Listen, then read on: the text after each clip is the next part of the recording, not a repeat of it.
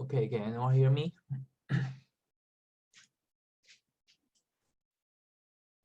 Okay. Well, okay, let's start today's class. Today we're going to learn chapter 16. No, chapter 17, I'm sorry. After this chapter, we only have 2 small chapters left. So luckily we are on schedule. Just one kindly reminder that we will have our midterm 2 next Monday and Wednesday. I will open the midterm on Blackboard earlier in the morning. On Monday, I will open the midterm part 1 on Monday 8 a.m. and it will automatically submit and close at 11:59. And also on Wednesday, I'm gonna post part 2 on Blackboard also, and the time will be exactly the same. It will be open at 8 a.m. and it will be closed at 11:59 p.m. at that night. Make sure you spend some time to do the midterm. After the due date, I cannot reopen it. Okay, the midterm and the quiz, I cannot reopen the midterm and quiz because once I reopen it, the student who already submit it have to redo it. So make sure you spend some time to do the midterms. If you do have some emergency issue that you cannot come to take the exam, for example, you have some internet issue or you have some emergency issue, make sure you send me an email so I can schedule you to take the midterm another time. Okay. So today we're going to learn chapter 17. Okay. Let's see. Okay. So in chapter 17, we're going to talk about the wage determination. If you still remember, in chapter 16, we talk about the demand for resource. And in chapter 16, the demand for resource we talk about is the demand for labor. So once you know the demand for labor, how can you decide how you're going to pay for the labor? And that's what we're going to cover in this chapter, talk about the wage determination. In this chapter, we're going to talk about under the 2 market model, the pure competition market model and the monopoly market model, how can a company to decide what wage rate they're going to pay for their employee. Okay, so this is chapter 17. We only talk about 2 market model, the pure competition market model and monopoly. So the labor, wage, and earning. As we mentioned before in chapter 2, when we talk about the circular flow model, the household is the people who sell the resource on the resource market, and the business, the company, is the part that buy the resource from the resource market. And in order to buy the resource from the resource market, the companies and the business need to pay wage to the household. So the wage is the price that pay for the labor. The wage may including the directly paid plus the fringe benefit. The fringe benefit including the vacation and health insurance, like this kind of thing. And the wage rate tells you how much money you can earn per hour or per day. Sometimes it's per month. Normally, the wage rate, if you sign a contract with a company, normally the wage rate is per year, annually wage rate. And whenever we talk about wage, we have 2 types of wage. The first type of wage is what we talk about the nominal wage. It's the actual amount of money received per labor time. The nominal wage is the wage is exactly number that show on your contract. Okay, so this is the number that show on your contract. And this is actually the nominal wage is before tax. Okay, and all other like the nominal wage is the money you receive on your contract. So the nominal wage is before tax, before your pension, before your health insurance, those kind of things. So after you minus all the tax, the thing you need to save in your retirement plan, the thing you need to pay for your health insurance, after you minus those kind of things, that's what we talk about the real wage. Okay, so at here, the nominal wage, okay, once you minus these things after tax and after like the pensions, okay, and then minus the health care, okay, and then this is how you get the real wage. Okay, the real wage is the actual money after you pay everything. After you pay everything, okay, that's the exactly money that in your pocket. And the real wage, you need to consider another very key thing is the inflation. Okay. because money, the currency, they actually increase value and decrease value a lot. When it's inflation, which means the money, the dollar is actually decreasing money. And when it's deflation, which means the money is actually increasing money. So the real wage rate, we're going to talk about the purchase power of the wage. Is talk about how much, how many good stuff you can buy with your actual money in your pocket. And each country, they have their general level of the wage. The general level of a wage is normally equal to the average wage. Okay. I'm not going to test you anything from this slide, so you don't need to worry about anything. I just want to make sure that you understand what is nominal wage and what is real wage. Okay. If you take your macroeconomy right now, you probably already know that whenever you talk about GDP, you have your nominal GDP and you have your real GDP. It's pretty much the same thing, okay, when we talk about the microeconomy right here. Okay. So the next slide, it gives you the basic idea what will be the global perspective of the hourly wage rate.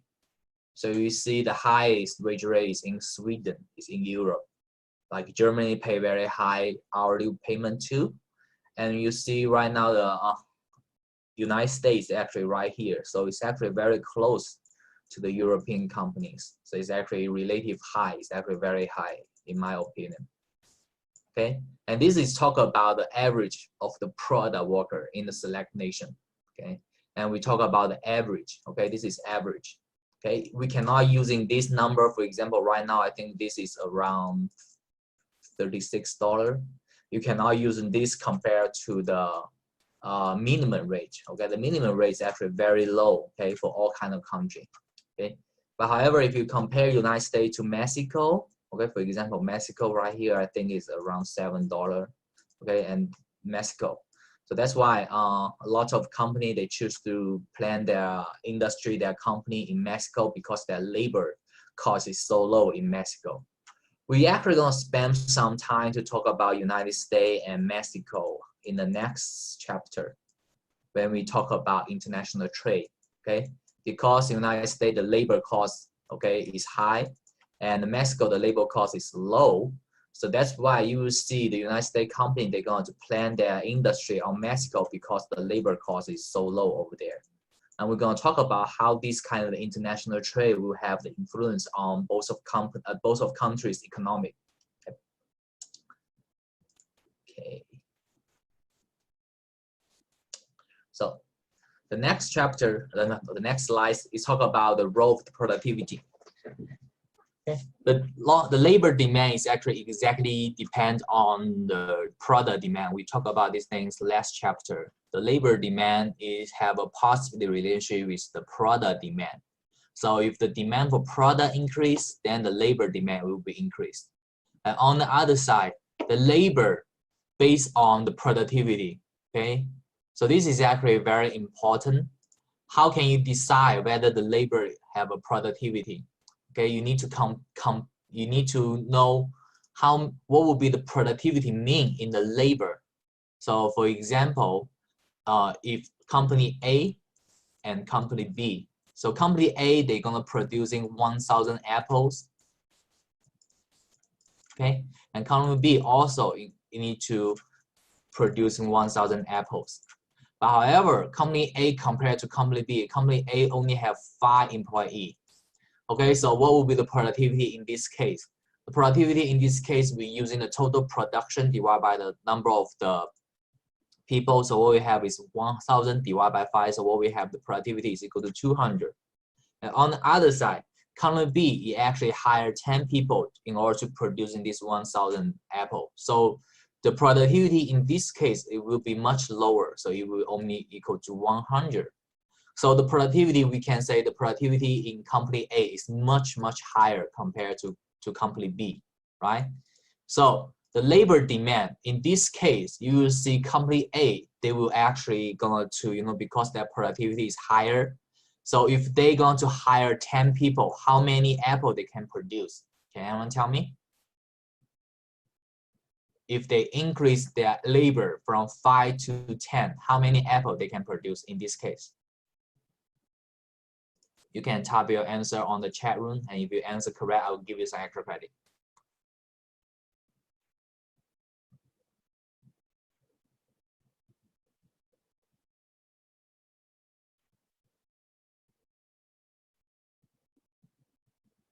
What is the 1,000? Okay, again, the question is like this. Okay, I'm going to repeat the question again. Company A, in order to produce 100 apples, they need to hire 5 people. For company B, in order to produce 1,000 apples, they need to hire 10 people. Okay, so the question is like this. How many apples company A can produce if they increasing their employee amount from 5 to 10? So how many apples right here?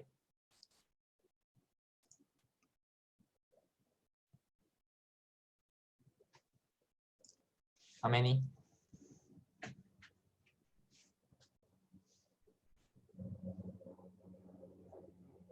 Good job. Okay, Tucker, right? Tucker, very good job. Okay, so the answer will be 2,000. How are we going to calculate that? Okay, so this is actually very important. Make sure you understand that. So again, let me clear all these things. So again, for company A, in order to producing 1,000 apples, okay, apples, they only need to hire 5 people. So which means each people, okay, each people can producing 1 people can produce how many apples? We're using 1,000 divided by 5, right? So 1 people can producing 200 apples. So now, if they increasing their employee from 5 people to 10 people, so the total production, we're using 1 people production 200 multiplied by 10. So now they can produce 2,000 apples. So compared to company B, if company A hire 10 people, their production is actually higher, okay, much higher, and the cost they actually, the total cost they pay for the labor is actually exactly the same. So to sum up, the labor demand is depending on the productivity. And for United States, the labor is highly productivity for United States, for the country United States. One of the reasons is because the United States is very rich. It have a plentiful capital, very rich. And United States have access to abundant natural resource, have a lot of resources. Remember, when we talk about resource, we have several resources. When we talk about, we have land, we have labor, okay, and we have capitals, okay. So we have, but in here, when we talk about nature resource, that's when we talk about land. So United States have abundance of nature resource. So which means if we want to buy some raw material, you can directly buy, okay, inside the country, which is much cheaper. And United States have one of the highest advantage technology. The higher the technology, the higher the productivity, the higher the efficiency. And the labor quality in United States also, okay, relative high. It's not very high, it's relative high. And we also have other factors, for example, the government policy, okay, those kind of things, or we have our physical policy. Okay, you should be already learn physical policy on your macroeconomic class, so you should be know that. Okay.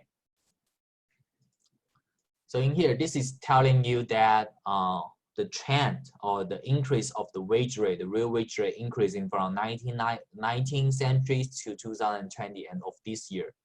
You will see, okay, the wage rate will be always increased because the productivity is increasing. So compared to the worker who worked before in 19th centuries, one worker who can produce in the product amount will be much higher compared to the old time because of the technology and because of the capital, the resource what we have right now compared to before is much higher. Okay. So this is telling you the wage rate will be increased.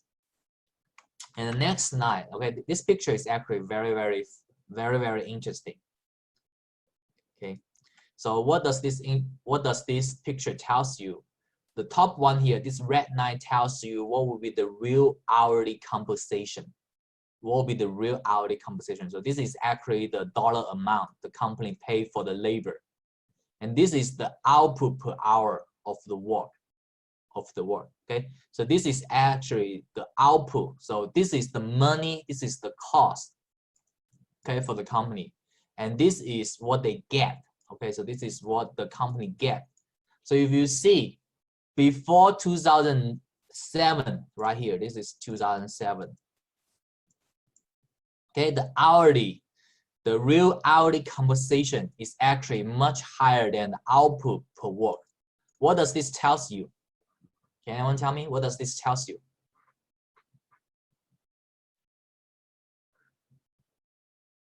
What does this tell you?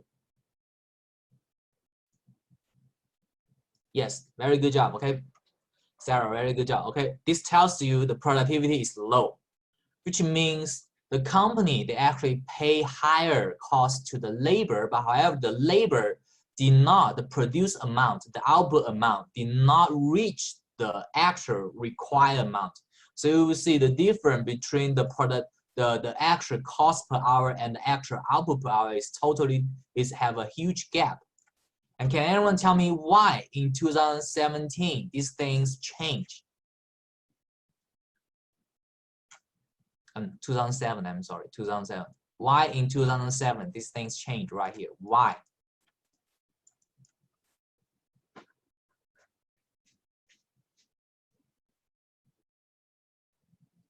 Good job, okay, Sarah, again, good job. 2007, at the end of 2007 and at the beginning of 2008, what happened?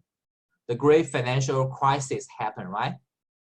So what we have here is what we have the 2007 and 2008 financial crisis. I'm sorry, my handwriting is so bad. So what happened in this situation? A lot of companies they fire a lot of employees. And for the people who still did not get fired, they have to work much harder in order to secure their job, right? So that's why you will see, okay, the company fire a lot of employees, and for the people who still get their job, did not get fired, they have to work much harder in order to secure their job. So you see after 2007 and 2018, the productivity is actually increased, okay, and the company can, okay, yes, pretty much sounds like 2020 right now. Good, yeah, actually very, yeah. You will see in this year, okay, 2020. If you read the news, okay, the COVID-19, the result, the outcome is actually much worse compared to 2017 and 2008. So the economy going to take a huge hit, okay? So again, I'm kind of sad for this kind of thing happen in 2020. So you will see a lot of companies, they're going to fire a lot of employees. And for the people who still get their job, they have to work much harder. For example, used to they have 3 people to finish the job, and right now because the company fire people, you are only the 1 people to finish the job. So exactly like what you say, that okay, whenever there's a big thing happen, the productivity of the labor will be increased.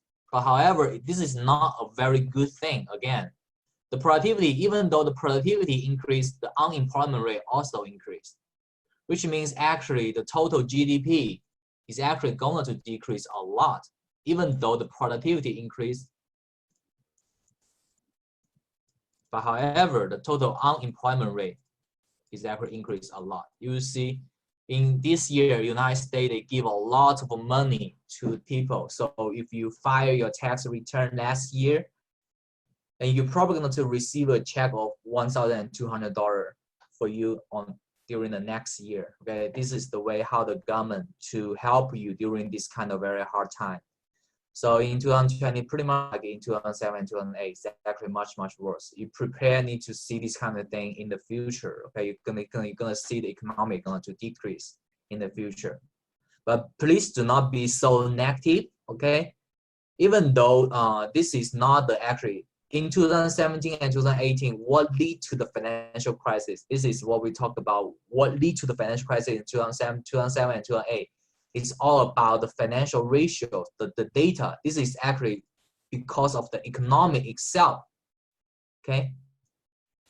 But however, in 2020, the COVID-19, this is what we call the nature disaster. This is not related to the economy at all. This is just all nature disaster. So we assume that we're gonna see after 2020, okay, after the COVID-19 get better. So according to the economic, the COVID-19 will be the first, how to say, period will be end near July.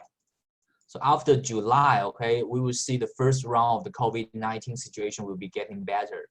But however, after July, you're gonna see people say they're gonna have a second round of the COVID-19 things because the company, the country, they have to open international trade. So you will see again, the other country, they will have some bacterial influence. So you will see another wave. But however, the economic will be recover much faster compared to 2007 and 2008 during that time. Even though the number right now is so ugly, but however, still stay positive because the economy will be recover a little bit fast compared to 2007 and 2018. Anyway, this is not related to what we talk about today. I'm not going to test you anything from here. Okay. So let's talk about the first market model when we talk about before the pure competition market model. We talk about these things in chapter 10. As we mentioned before, in this whole class, the microeconomic class, I will only test you two market model, pure competition market model and the monopoly market model. So for the pure competition market model, as we mentioned before, the company, they are the price takers, product. At the same time, they are also the wage takers, which means the company have no influence on the wage. The company cannot decide the wage rate. The market decide the wage rate. Okay, so many company. I'm sorry, I see a dog. Many company they're going to compete to hire a specific type of labor. So the wage will be exactly same for all kind of a company. Okay, so for the competitive market model, we already talked about these things. The demand for the labor will be exactly equal to the marginal revenue product for the companies. And the demand of the labor is downsloping. We already talked about these things before. The demand of the labor is exactly the same thing as the demand of the product. It will always a downsloping curve. And there will be a negative relationship between the wage and the quantity demand for labor. Okay, if you still recall in chapter 3, we talk about there's a negative relationship between the product price and the quantity demand for the product. The demand for labor share the exact characteristic to the demand of the product. So whenever the wage for the labor increase, which means the company needs to pay more in order to hire the employees. So their labor demand will be decreased. So they have a negative relationship between the wage and the labor demand. Okay, very easy to understand.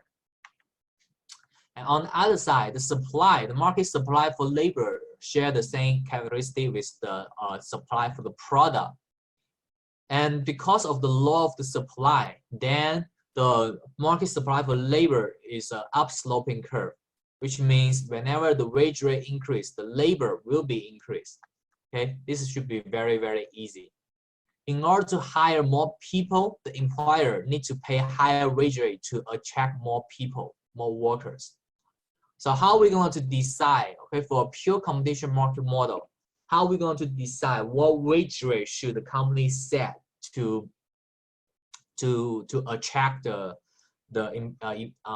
workers, the employers? So we're using the market labor equilibrium. Okay, we talk about these things in chapter last chapter, chapter 16, and we also talk about these things in chapter 3 also. So still in chapter 3, if you still remember when we talk about demand and supply for the product, so we have a demand curve and we have a supply curve. Okay, so this is supply, this is demand. So once we find the intercept point, so we know that, I'm sorry. Okay, so this is the quantity of the company going to sell, and this is the price the company need to set. And on the other side, in here, in this chapter, when we talk about labor, we also have a demand for labor and we have a supply for the labor. So in this case, the demand for labor in this case is the MRP. Okay. And the supply for the labor is what we call the MRC. As same as what we talked about in chapter 3, in order to find out what will be the wage rate we're going to set, we find the intercept point right here. So right here, what we have, this is the quantity of the labor, tells you how many employee the company is supposed to hire. And at this point, this is what we call the wage rate or the price of the labor. Okay, this is exactly equal to the wage. Okay, it tells you what should the company pay for each of the employees. Okay, so again, to maximize the profit, the company need to hire additional employer if the marginal revenue product is still higher than our marginal resource cost. We talk about these things in chapter 16, so you should be able to know that. And whenever our marginal revenue product is exactly equal to our marginal resource cost, and that's when we have our highest profit. So at this point, this is when we have the highest profit. This is our maximized profit, okay?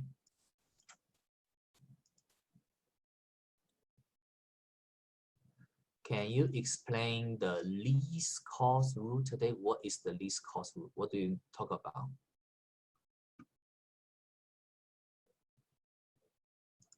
Anyway, so make sure that you, okay, I will talk about the homework after the homework due day, okay? I will go through the homework question after the homework due day, okay? So make sure you understand the marginal revenue product and the marginal resource cost right here, okay? So how are you going to decide what wage rate you're going to spend for each of the company in the pure competition market model? So we have a market right here. This is the total market. So we have a lot of company in this market. And for each individual firms, okay, so we are talking about a separate individual firm on the right side. So for the market, we have the supply curve and we have the demand curve. And know that our demand curve is the marginal revenue product curve. And once we find the intercept point right here, so we can decide what will be the wage rate for the market. So which means for all the company in this market, for this pure competition market, the wage rate will be exactly equal to 10. So for the individual firms, the wage rate is decided by the market. So the wage rate will be a straight line. It will be a horizontal straight line. It will be equal to 10 because the market decides the wage rate. And once you find the wage rate for the individual company, and each individual company, they have their own demand curve. So once you decide the wage rate, so how many people should the company to hire is depending on the demand of the labor. So once you know the wage, and the company need to make a decision to compare their wage to their demand of the labor. And once you find out the intercept point right here, so this is the each of the company's quantity of the labor, the individual quantity of the labor the company should hire in this case. Okay, should be very, very easy. Okay.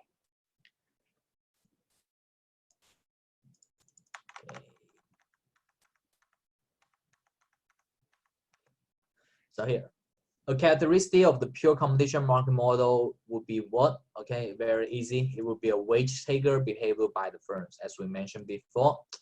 And the supply curve for labor in the pure competition market model is upsloping because of what? Okay, because of the opportunity cost for the increase of the worker is increased. Okay, and right here, completing the following labor supply for a firm in a pure competition market model for the competitive market model. Okay, so how are we going to decide? So once you see this is a competitive or pure competition market model, we know that our marginal revenue cost will be exactly equal to our wage rate. So in this case, it's always equal to 14 in this case, okay? This is what we talked about in our last chapter, so you should be able to know that. And the total labor cost, we're just using our wage rate multiplied the quantity. So in here is 0, here is 14, here is 28. Okay, so here is 42. Okay, so to do this like 46. 68, and here's okay like this. Okay, so make sure you know how to do these things. So I think I calculate wrong right here. This should be equal to 56. Okay, here's 62, 60. Okay, so make sure you know how to do this kind of thing. Okay, And here, okay, once we talk about monopoly, we are talking about one company in the market. So compared to the pure competition market model, the monopoly company, they actually have some power, okay? Because if the company, okay, if the employee want to find a job, okay, a specific job in this industry, there's only one company they can work for. So the employer have the buying power, okay? So which means the company, they are the wage makers. The company have some characteristic, have some power to make the wage.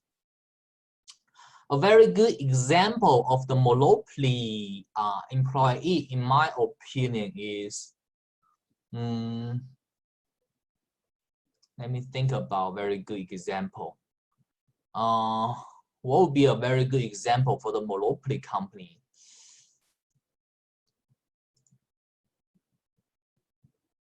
It's the same, okay? The monopoly and monopoly is the same. It's just in a different way, okay?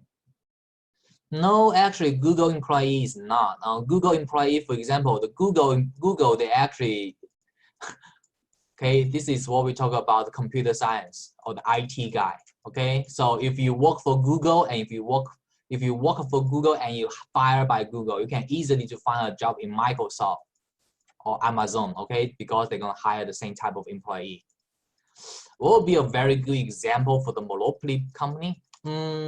Government, I don't think so. I mean, if you talk about a specific government, for example, I don't think, if for example, if you are learning some very good major, for example, not very good major, I'm sorry, a very evil major like the political science, the political science. So if you want to become a political in the future, okay, so maybe government will be a good example for this kind of thing.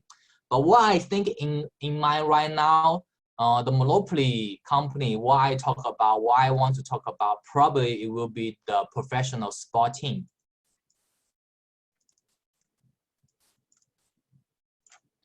Some students, they may have a little bit confused why the sport team like the NBA and NFL, they are the monopoly company. The reason is, just imagine that you are Tom Brady, okay? For example, imagine that you are Tom Brady. After you get, for example, if you get fired by the New England, for example, but that's not the choice. Tom Brady did not get fired by New England. He chose to quit New England. But however, for a professional football player like Tom Brady, is there any other industry he will consider to join for another industry? No, right? Because he's a football player. The only industry he can go to is the football. So for Tom Brady as a professional football player, okay, so all the professional team is pretty much like the monopoly company, okay? He can only work for the professional football team. Okay, the same thing like the NBA, okay? For example, I don't watch NBA anymore. So for example, you are James, okay? James Brown, okay? So if you want to switch your team, you cannot change from your NBA to NFL. That makes no sense, right? If you're a basketball player, you cannot say, okay, I quit basketball, I want to play football. That makes no sense. You cannot choose that. You can only, once you are a basketball player, you have to play for the basketball for a longer time. So in this case, the characteristic for the monopoly company right here, you will see the monopoly company, because they're the only company that hire this specific labor. Another good thing, actually, I want to speak about these things because we are in Norfolk, okay? Because we are in Norfolk, okay? And you know, Norfolk is famous for what? Famous for its Navy, right? So if you see a lot of people, see some book talk about the Navy, the very special force Navy is called the SEAL. Okay, so SEAL, okay, it's pretty much, okay, I think this is the SEAL, the special force, will be the very good example for the monopoly company. It's not a company, but the way they hire people or the way they train people like the monopoly. Because for the people who work for the SEAL, after they retire, okay, I don't think, so you will see there's a lot of book talk about the retired people from the SEAL, okay, they have a lot of issue after they retire, they cannot find a job, they don't have enough money. You see a lot of veterans that they actually retire from the special force, they have a hard time to adjusting their life after the retirement. And if you know that the SEAL actually they did not pay you very, very high because the money they actually pay for to train you is already high. So the salary for the SEAL is actually very, very low. I actually know a friend, okay, at my church who actually used to be a SEAL member. His teammate is actually the one who go to kill Bin Laden, back in 2009, I forgot, back in 2015 or 16. Again, after they get retired, it's very hard for them to find a very secure job because they are trained to be a special force. Okay, so the company, okay, so this is another example I'm thinking right now, talk about the monopoly monkey model right here. So again, okay, this is just an example. I'm not going to test you anything from here. The only thing I'm going to test you is under the monopoly market model, the firm is a wage maker. The company have some power to decide the price, the wage for the employee. Okay. And the upsloping labor supply to firm is they have to pay higher wage rate to attract more labor. And higher wage rate, you need to pay all labor employed. Okay. So in here, so this is the monopoly market model when we talk about the monopoly market model. So we have our quantity of the labor supply right here, and we have the wage rate right here. So as you see, the wage rate in monopoly, okay, is different. Okay, the wage rate will be increased, okay, after you hire more people. Okay, so the total labor cost will be also increased, and the marginal resource cost will be also increased.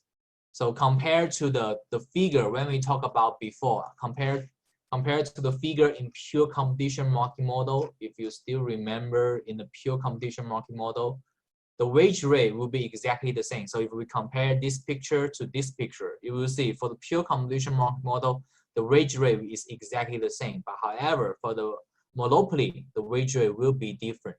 So make sure you know that the wage rate will be decreased for the monopoly increase for the monopoly company. In order to hire more employee, okay, the employer needs to increase their wage rate to hire more. So the total labor cost will be increased. So our marginal resource cost will be going to increase. So how are we going to decide, okay, what will be the wage rate and what will be the quantity of the labor for the monopoly company decide to hire? Or what will be the wage rate for the monopoly company need to decide? So this is actually very important. The way we're going to decide for the price of the quantity and the wage for the labor and the quantity for the labor is pretty much the same thing when we talk about for the pure competition and monopoly product demand. If you still remember, when we talk about the monopoly, one second, let me go to find that thing.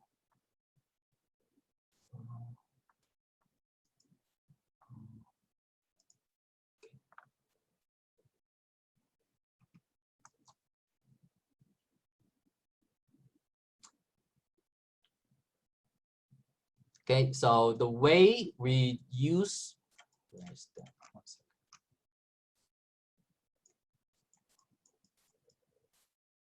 Huh.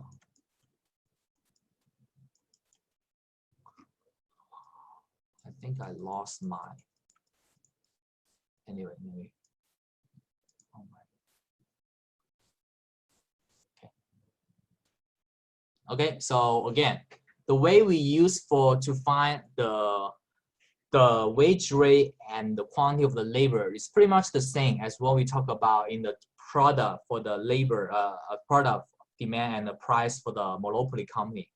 And this is when we talk about the monopoly companies for the product. Okay, so in this case, this is when we talk about product.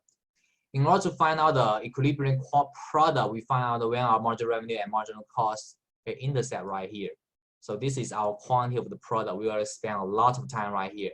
Now, how can we make sure, okay, what will be, so the quantity will be equal to 10. How are we going to decide what will be the price?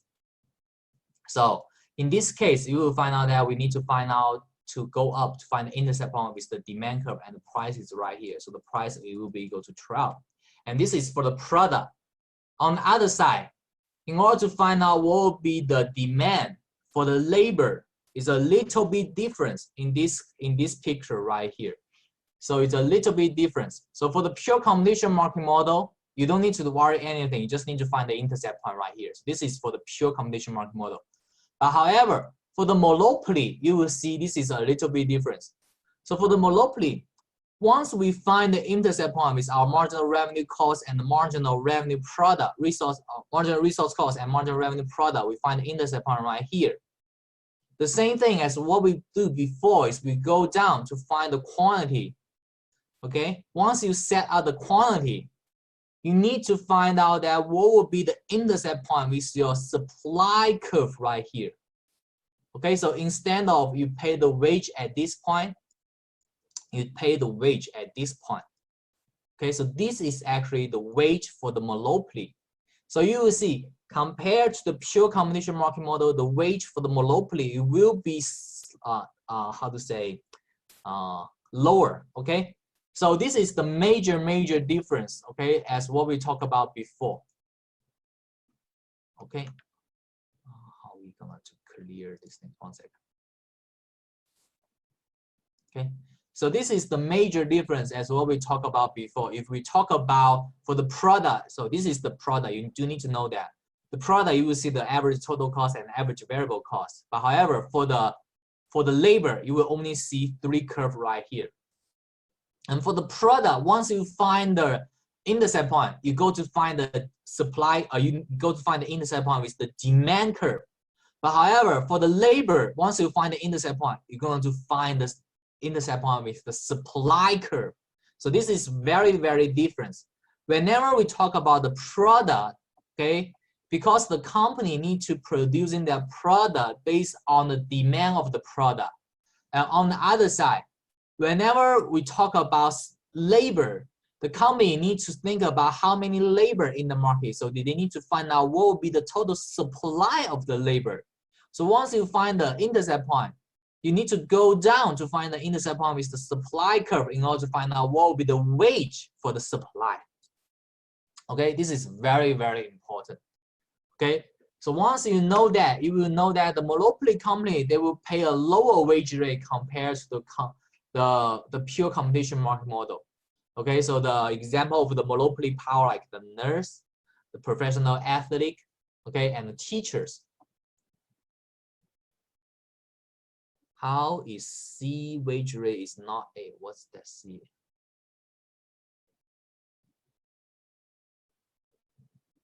How is C the wage rate and not A? It's A, right? You know, if we talk about wage C, that's for wage pure competition market model. So you just directly find the intercept point. So your wage for the pure competition market model is exactly at A point right here, and your quantity for the pure competition market model is exactly at A point here. But however, whenever we talk about monopoly, you find the intercept point right here at the C point here. Okay, so the wage rate for the monopoly is at here, the wage of the monopoly right here, not this one, it's right here.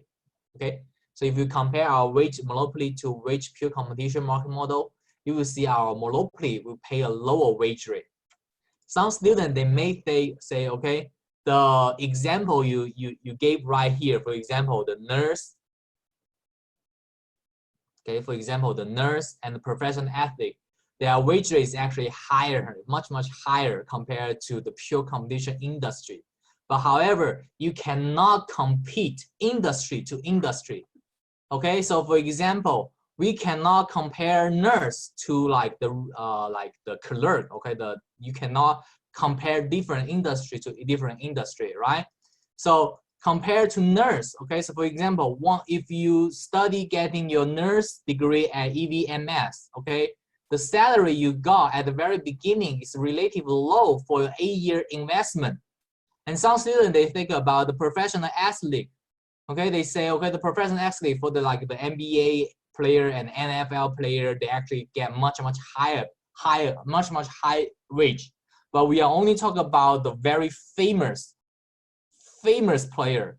Okay, so for example, so if we think the same NFL team, compared to the very famous people like Tom Brady who can earn very, very high, and if you compare his salary to the other same teammate in the same team, but it's not very famous, you will see Tom Brady probably earned 1,000 times of the wage rate compared to the other infamous player. So you will see the wage rate is a little so unfair for the monopoly right here. Okay, so you cannot say okay, the professional athlete they actually get higher pay. You know the professional athlete, the player, they get higher pay because they are famous. But imagine if you are not very famous, you only get very, very lower pay.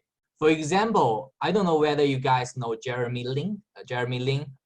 Who is an Asian NBA player who used to play for the New York Knicks. Okay, and I'm a huge fan of him. Okay, actually, you know that back in 15 years ago, Jeremy Lin's family actually opened a restaurant near ODU. You know that there's a small Chinese restaurant on, I think it's on 42nd Street, that right before the McDonald's is called Lin's Garden. That is actually the restaurant that the Jeremy Lin's family opened back in 15 years ago. So again, back in his story, before Jeremy Lin become very, very, very, very famous, okay, he can only earn like 250,000 per year for him to play for that NBA team right there. And he get the lowest pay because he's not famous enough. And once he get famous, his salary going to increase, of course, because they can get more like the advertisement, those kind of thing. But anyway, so this is just giving you an example of the monopoly power right here. Okay, I think I'm going to stop here. We're going to finish the rest of this chapter on Friday. So I'm going to see you on Friday. Okay, we actually don't have a lot to cover in this chapter on Friday. Majorly, we're just going to go through some practice questions and make sure that you spend some time to prepare for the midterm on next Monday and next Wednesday. Okay, do you have any questions? Okay, if you don't have any questions, I'm going to see you on Friday then. Bye-bye.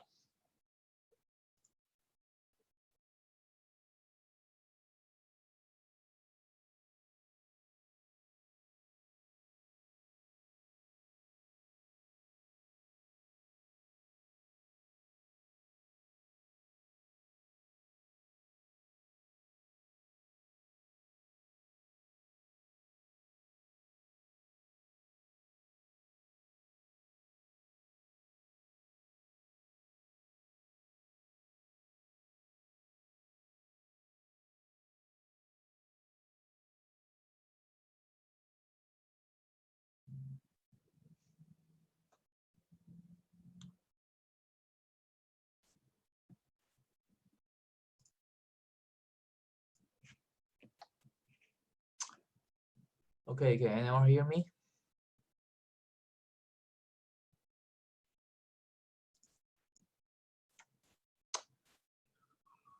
Okay, let's start. Today we're going to finish chapter 17. As a kindly remind that our second midterm, our first part of second midterm will be taken on next Monday. Make sure that you spend some time to prepare for your next midterm.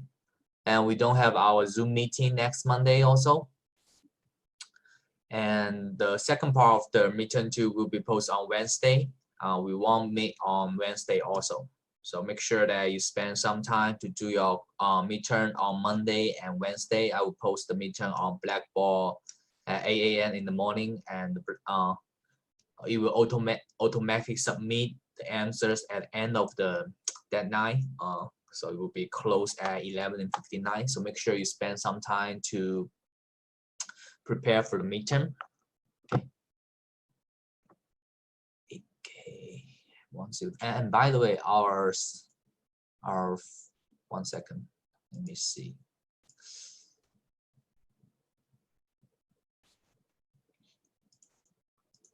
Okay. By the way, our homework 5 is due today. Last time I see only a few people do the homework. Make sure you spend some time to do the homework. As I mentioned, because we don't have group project anymore, so now the homework actually will take a lot of percentage of your final grade. So make sure you do your homework. Okay, the homework will be due tonight at 11:59. Okay, so last time we stop it. Oh yes, and before we go, before we start our class today, I create a group called GroupMe. So let me see. I create a group called GroupMe. So if you want to join that group, you can use this link to join the group. Okay, this is a better way for you to contact me because some of you still sending an email to me to my student account. I cannot get your email. So if you want to have some emergency issue, you can using this app, the GroupMe app. The link I already post on the chat room. Last time I see only like 20 students inside here. So for the student that did not join this group, okay, you can join this group and you can ask me some questions in the group chat. Okay, I will try to reply you much faster compared to the email. Okay. So last time we stopped here when we talk about the pure competition market model and the monopoly market model. We talk about how we're going to decide which for each market model, how many people the company going to hire and what will be the wage rate for the company decide to pay for the employee. Compared to the pure competition market model, which is actually very easy, you just directly use your supply curve, intercept with your marginal revenue product curve, and then that's your quantity of the labor you're going to hire for the pure competition market model, and here is the wage you're going to pay for the pure competition market model. But however, for the monopoly, the marginal resource cost won't be exactly equal to your supply curve. So this is two curves for the monopolies. So how can you do for the monopoly company? You find your marginal resource cost and marginal revenue product intercept point. Okay, 1 second. Intercept point, and then you go down to find the intercept point at the supply curve, and that's the wage rate you're going to pay for your monopolies, and the quantity of the labor is right here at the intercept point right here. So make sure that you know how to do these kind of questions. So last time we stopped here. So we know that the monopoly company will pay a lower wage rate compared to the pure competition market model. Okay, so the question you're gonna see on your exam will be look like this. Which characteristic of is the monopolies? Okay, so let's go through these things one by one. The type of labor is relative mobile. This is actually wrong. Okay, for the monopoly company, the labor is kind of immobile. As we talk about, if you work for the NFL team, if you're a professional football player, you can only find a job in the football industry. You cannot move to like NBA, play basketball or other things. Okay, you are not screen share. Okay, really? Can anyone others see the? Can anyone others see the slides?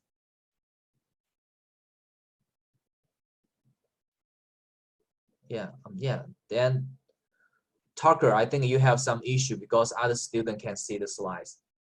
Trying to rejoin the chat. Rejoin the Zoom. Okay.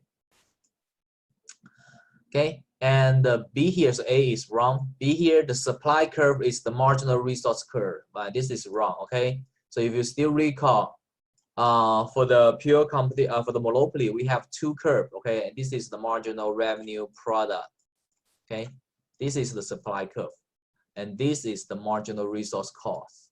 Okay, so the marginal resource cost won't be equal to the marginal the supply curve. It's actually above the supply curve. So B is wrong too.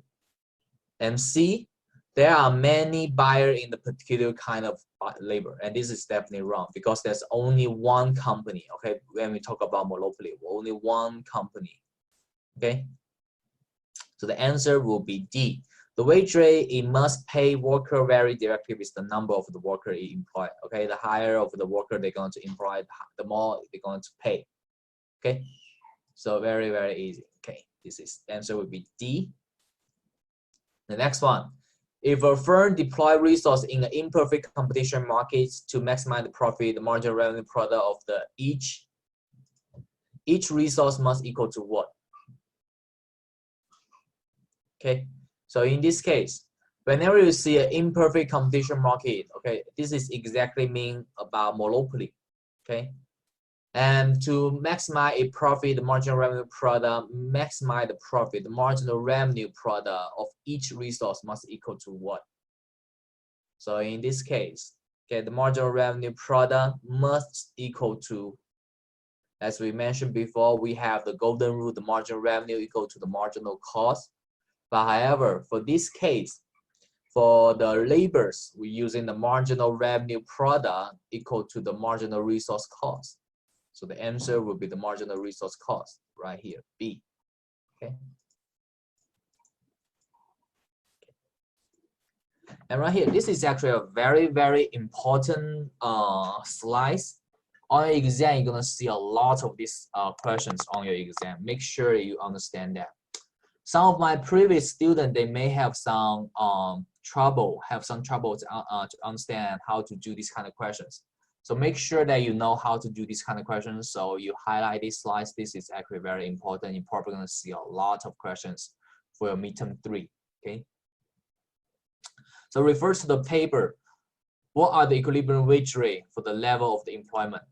So here it did not give you any market model. You cannot tell whether this is a monopoly and pure competition by the title of the problem. But however, you can see by the detail of the table right here. How you're gonna see? You're gonna check the wage rate, okay? Because we are talking about the labor right here. We are talking about labor in this chapter. We are not talking about product, okay?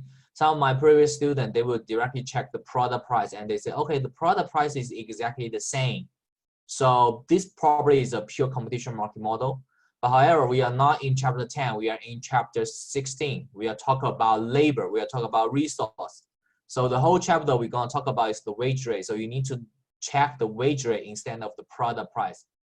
Okay, in this slides, if you still remember that we talk about the monopoly company, okay, the monopoly company, they have the power to decide the price. So even though this situation for the monopoly company, the price will remain constant as the labor increase is very rare to see. But however, the monopoly have the power to keep their price as the same.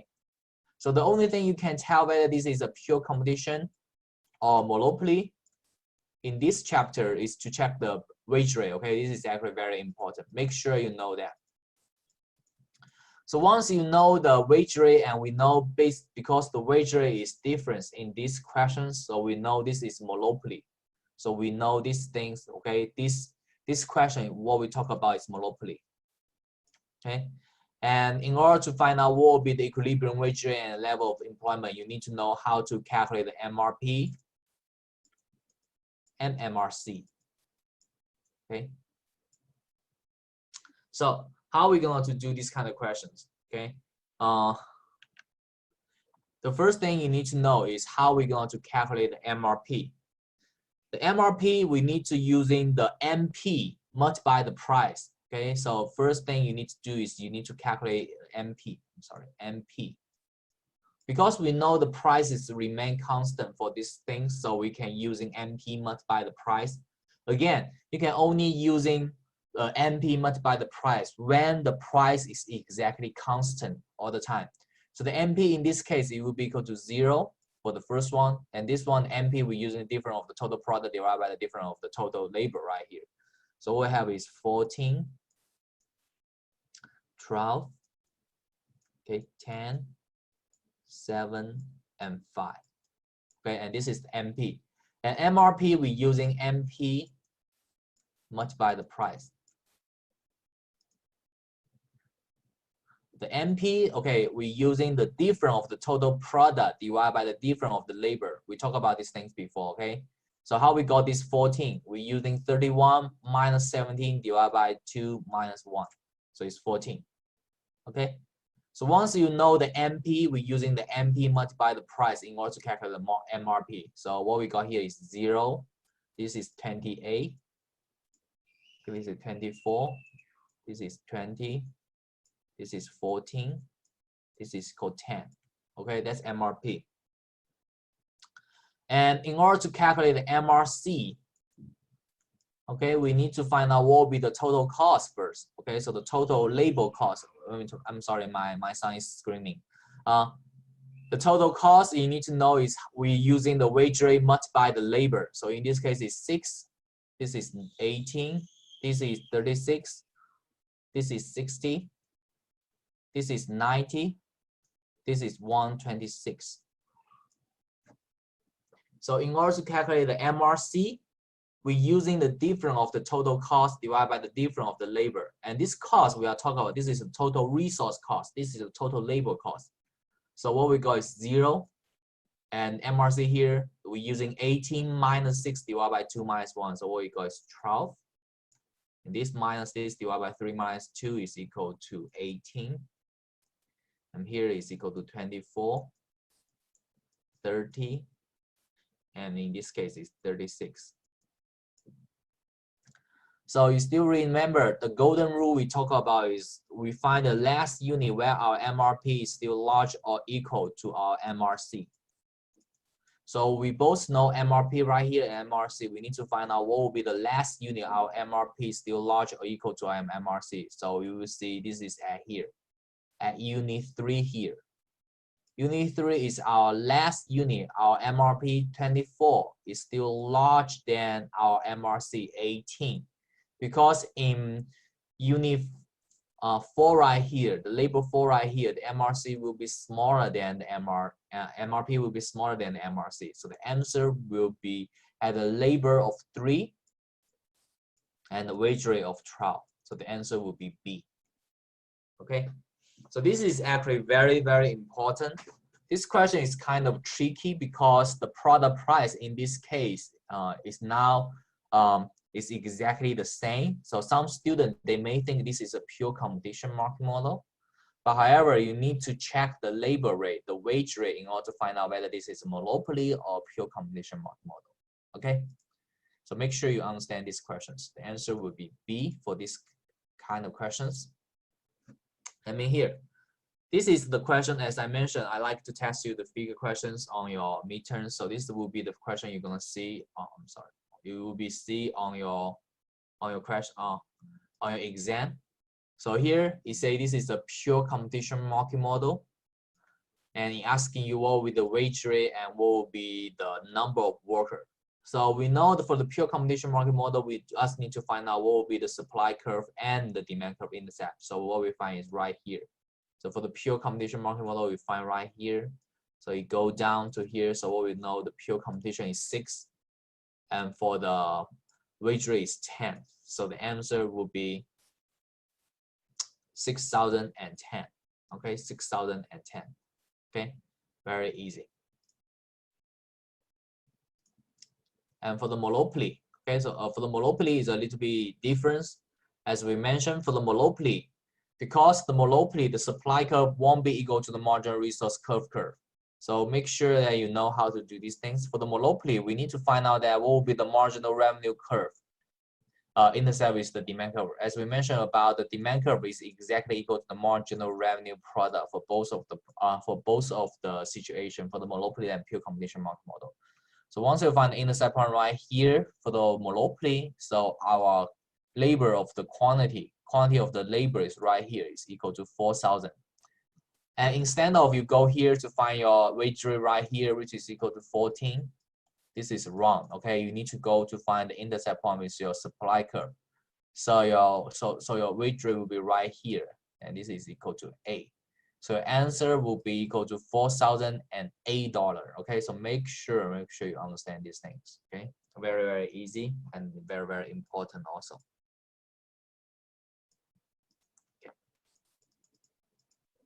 And here, compare with the pure competition labor market, the monopoly market will result in a what? We already talked about these things before. For the monopoly company, the wage rate will be what? Will be lower than the pure competition market model. And because the wage rate is lower, so if we go back into these questions, okay, we see our wage rate is equal to A in this case, okay, and right here. And for the pure competition market model, the wage rate is equal to 10.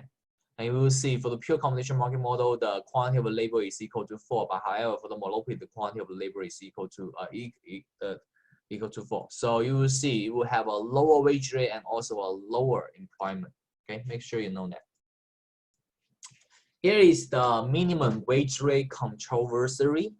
And this is in 2013. However, the minimum wage rate did not change a lot for the past few years. In Virginia, it's still equal to 7.25, the minimum wage rate for the 70.5. The good news is actually in 2021, okay, on the beginning of the next year, the minimum wage rate will be increasing to 9.5 per hour. So that's a good news. At least the poverty rate won't be that bad anymore, especially after the economy becomes so bad after the COVID-19 situation.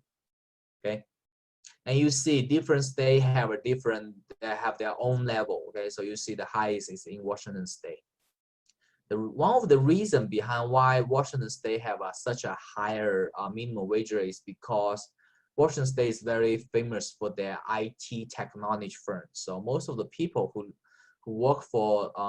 work in the Washington State, most of them they are in the computer science. They work for Google, Amazon, okay, Apple over there. So and so the actually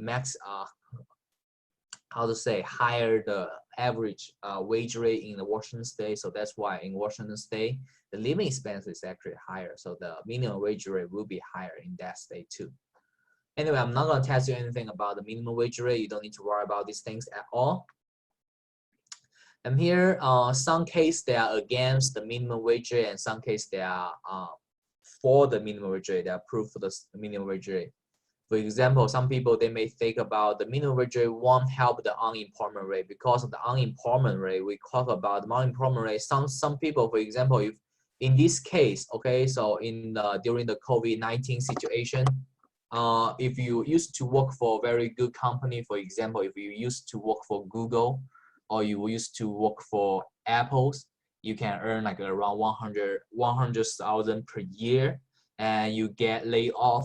Okay, your company fire you. You won't go to do the job that only give you the minimum wage, right?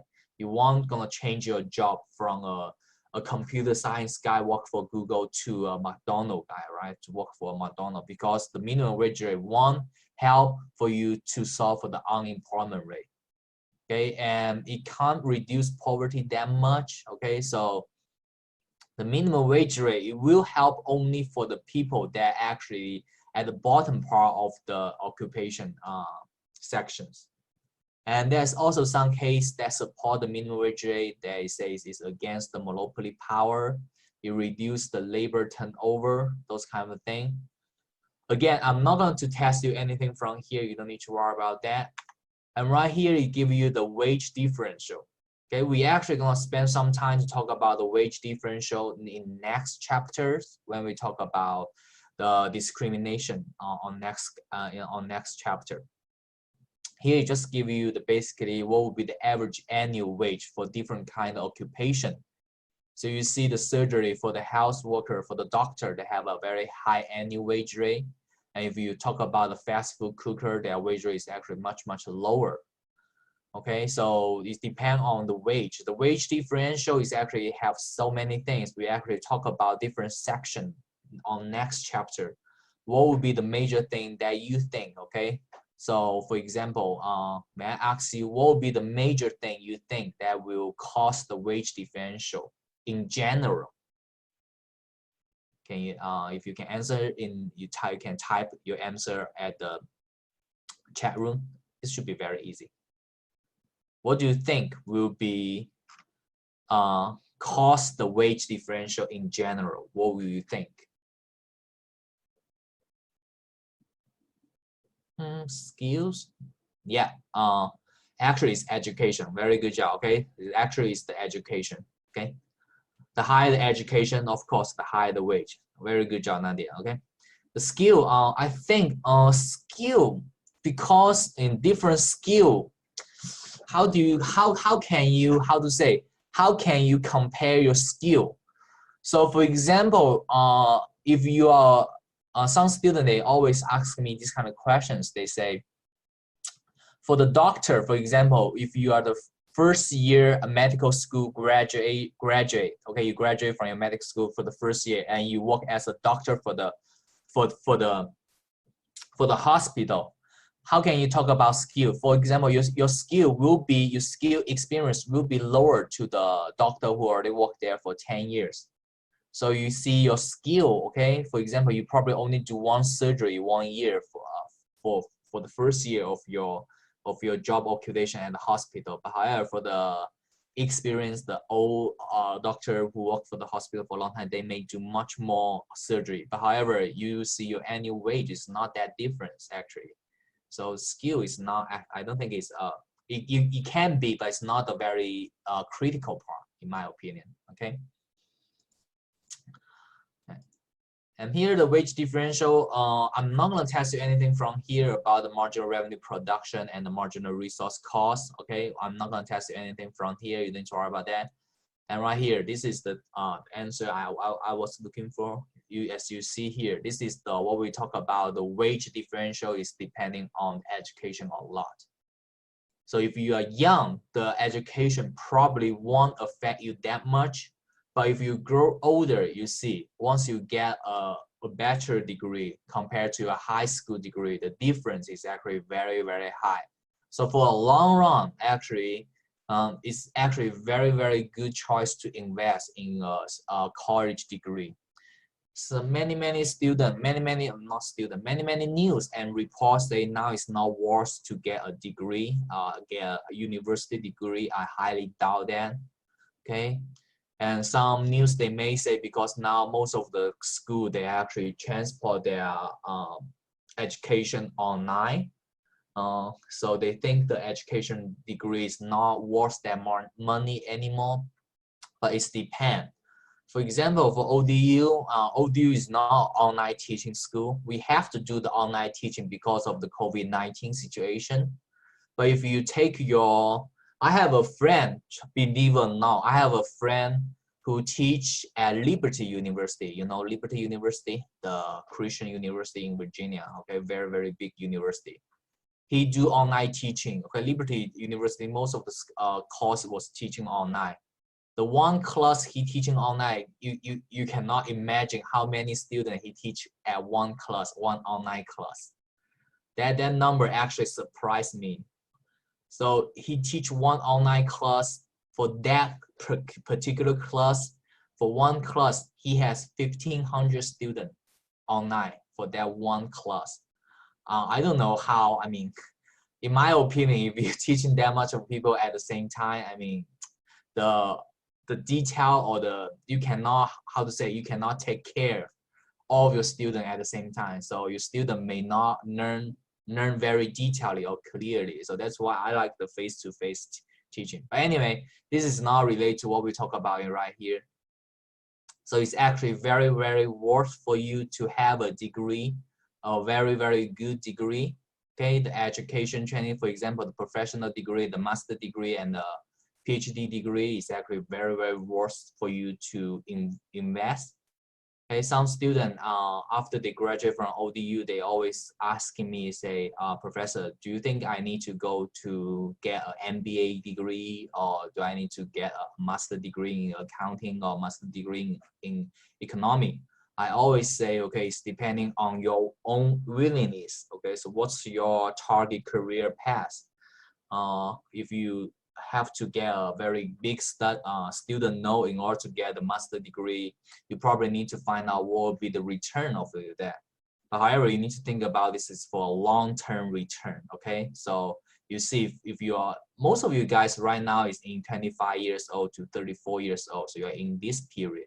So you may not see a very huge difference between the high school degree to your university, your bachelor degrees. But however, if you see longer, okay, when you in your mid age from 45 to 54, this age you will see a huge boost for your bachelor degree. Okay, you actually will earn a lot more compared to a high school degree.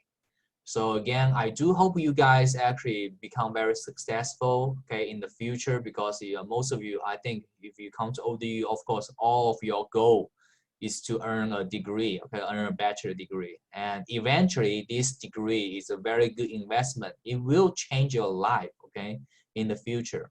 Okay. Anyway, this is not related to what I'm gonna test you in this chapter. You don't need to worry about this.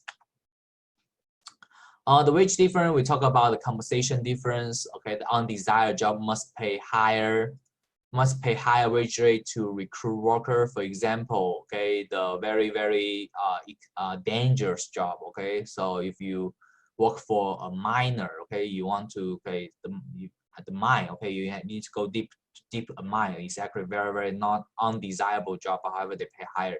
And for the truck driver too, the truck driver, you know, they have to sit on the truck. They sit for the longer time. They have to drive a long time. So the truck driver, they actually pay a higher wage rate because the job is not that desired. And the market imperfection, for example, the lack of the job information, the geography immobility, the union and the government restraint and discrimination. We're actually going to talk a little bit about the detail of these things on our next chapter. So I'm not going to test you anything from here. You don't need to worry about these things at all. Okay. And how can we make sure that our workers, they are working at their best efficient? So that's what we talk about the pay for performance. The principle of the agent problem, I don't know whether you guys heard about these things before, but if you take your financial 3 class, the introduction of the financial management, this is what we talk about the agency conflicts. The principle of the agency problem is the principal is the people who own the company and the agent is the people who work for the company. So for example, if you are a restaurant owner and you hire some people, you will see this kind of thing. Okay, so you have a mystery dinner. What is the mystery dinner? If you click these links, it will give to here. It tells you the people they will steal from the restaurant. This is actually a very good TV show. It tells you what would be the mystery. They stealing and they lying, okay? They stealing the money from the counter, this kind of thing.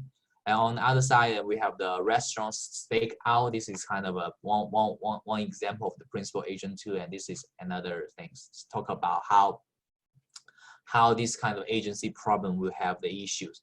Okay, and again, I'm not going to test you anything from here, so you don't need to worry about anything right here.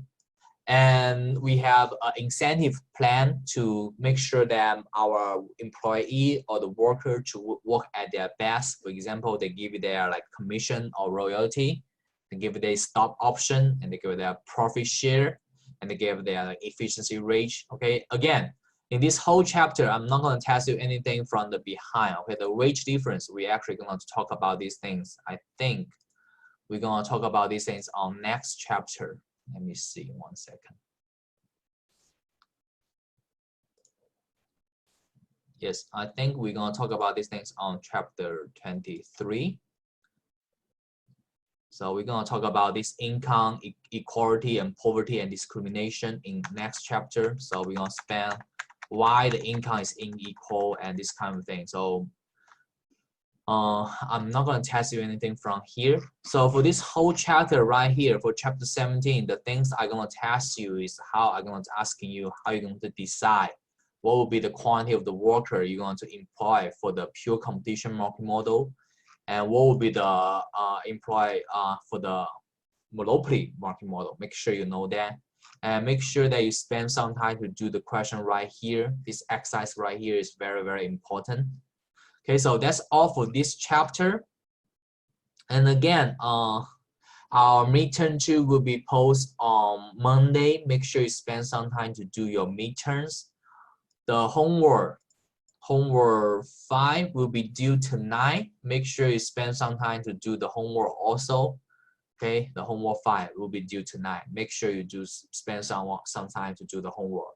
I will post another quiz after, I think after Wednesday, because Wednesday is the time you finish your midterm 2 part 2. So I will post quiz 7 on probably on Thursday. I will make an announcement. So but based on the announcement I sent yesterday, I don't think people will actually watch to see my announcement. But anyway, I will post another quiz probably next week. So make sure that you spend some time to do these things. Okay. The quiz still count? Yes, the quiz still count as extra credit. Okay. What chapter does homework 5 cover? Homework 5 cover chapter, I think is chapter 12, 16. Okay, 16. Yes, 16. When we talk about the MP, MRP, MRC. What are the all chapters for the test? What test? Test 2 or test 1? Test 2. For midterm 2? Midterm 2 is chapter 9, chapter 10, and chapter 12. Okay, midterm 2 again is for chapter 9, chapter 10, chapter 12. Midterm 3 is 16, 17, 23, and 25.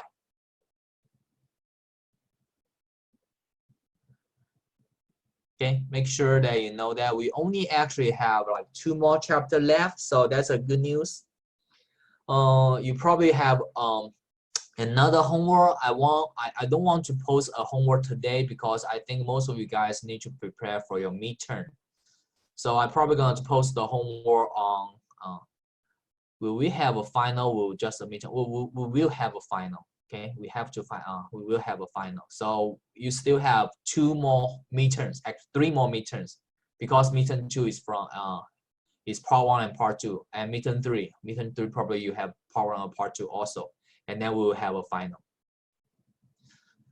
But however, as we mentioned, now because we move everything online, so the midterms will be actually, in my opinion, is much easier for you to prepare. But still, you need to do your midterms, okay, on time.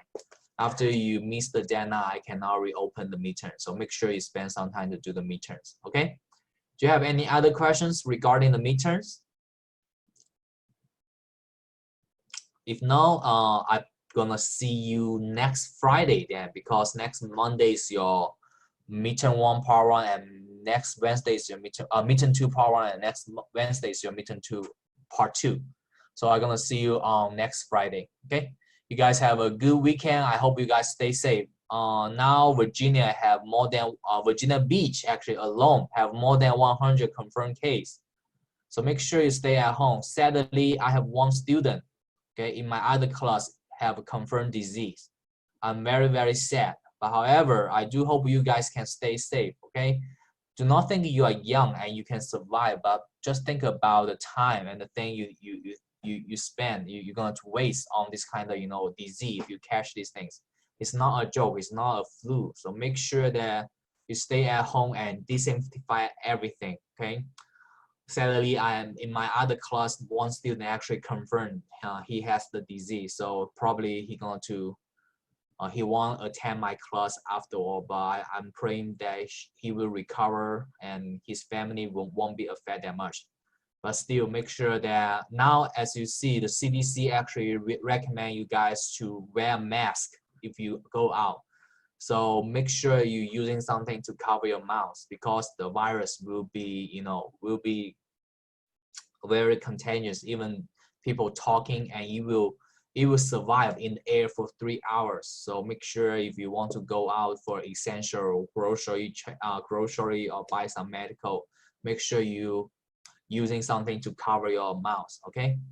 Again, be safe. I really hope this situation will get better very, very soon. Okay. And you guys have a very good weekend and stay home and stay safe. Okay, that's all. Bye bye.